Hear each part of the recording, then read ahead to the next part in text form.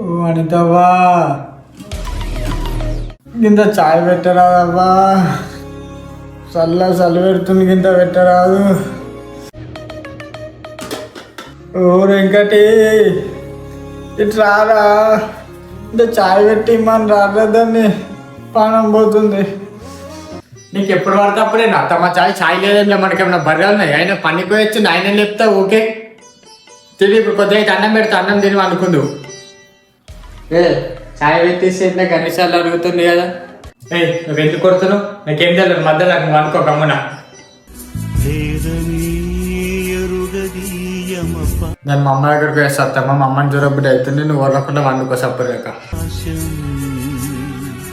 శిరీష గింత పువ్వేసుకరా బిడ్డ, ఆకలి అవుతుంది.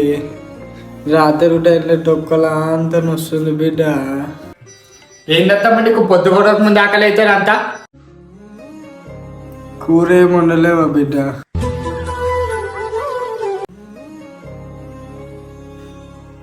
అమ్మా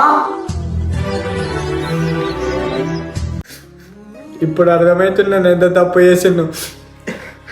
అక్కడ నేను మా అత్తమ్మని ఎట్లా చూసుకుంటున్నాను, ఇక్కడ మా వదిన మా అమ్మని అట్లా చూసుకుంటుంది. అంతా నా వల్ల నేను చేసిన తప్పేది అంతా.